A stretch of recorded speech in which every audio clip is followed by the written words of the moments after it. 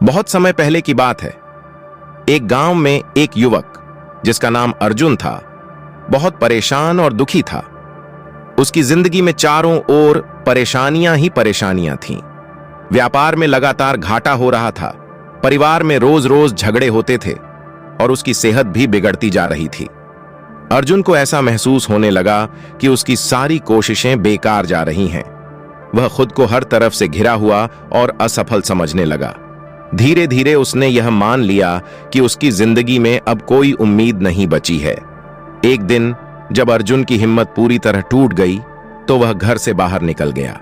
चलते चलते वह गांव के पास एक बड़े पेड़ के नीचे बैठ गया और सोचने लगा, क्या अब मेरी जिंदगी में कोई रास्ता बचा है? क्या अब मैं कभी इन परेशानियों से बाहर निकल पाऊंगा? इसी सोच में डूबा हुआ अर्जुन पूरी तरह टूट चुका था। तभी उसने सुना कि गांव में एक संत स्वामी आनंद आए हैं जो अपने प्रवचनों के लिए प्रसिद्ध थे।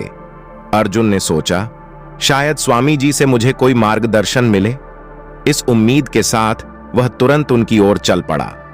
जब अर्जुन स्वामी आनंद के पास पहुंचा तो वह उनके सामने बैठकर फूट फूट कर रोने लगा। स्वामी जी ने उसकी ओर शांत भाव से देखा और कहा, बेटा, पहले शांत हो जाओ, अपने मन की बात मुझसे कहो।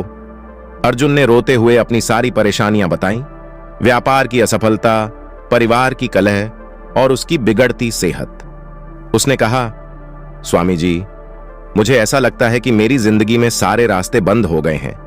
मैंने बहुत प्रयास किया, लेकिन अब मैं हार चुका हूं। मुझे कोई रास्ता नहीं सूझता। स्वामी आनंद ने बड़े धैर्य से अर्जुन की बातें सुनी।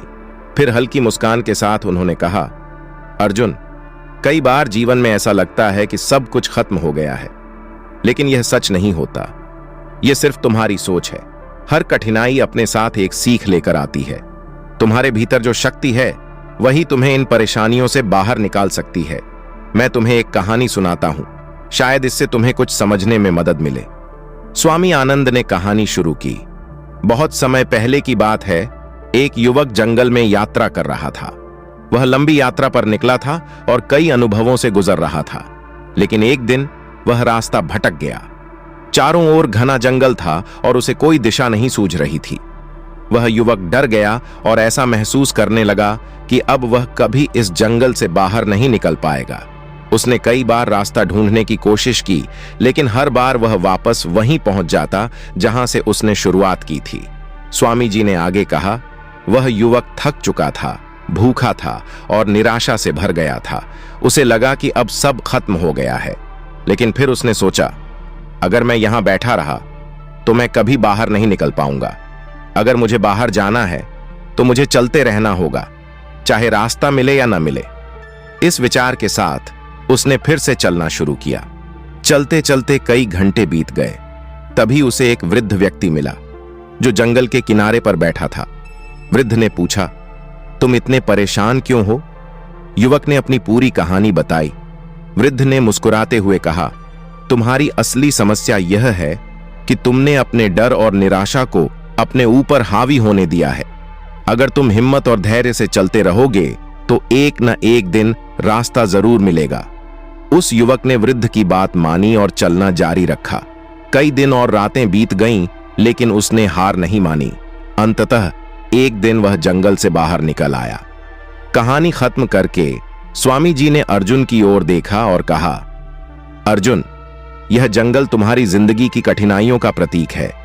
जीवन में कई बार ऐसा होता है कि हमें लगता है कि हम पूरी तरह फंस गए हैं, लेकिन यह सच नहीं है। अगर हम अपने डर और निराशा को खुद पर हावी होने देंगे तो हमें कभी रास्ता नहीं मिलेगा, लेकिन अगर हम धैर्य और साहस के साथ चलते रहेंगे तो हमें एक न एक दिन समाधान जरूर मिलेगा। अर्जुन ने गहरी सांस ली और महसूस किया कि वह अपनी समस्याओं के आगे घुटने टेक चुका था। उसने स्वामी जी से कहा, स्वामी जी, आपने मेरी आंखें खोल दी। अब मैं समझ गया हूं कि मेरे डर ने मुझे रोक रखा था, लेकिन अब मैं अपनी परेशानियों का सामना करूंगा और अपने जीवन में नई शुरुआत करूंगा। स्वामी आनंद ने मुस्कुराते हुए कहा, याद रखो बेटा, असफलताएं जीवन का हिस्सा हैं। वे हमें कुछ नया सिखाने आती हैं। जब तक तुम प्रयास करते रहोगे, तुम्हारे लिए कोई ना कोई रास्ता हमेशा खुला रहेगा। उस दिन के बाद से अर्जुन का जीवन बदल गया।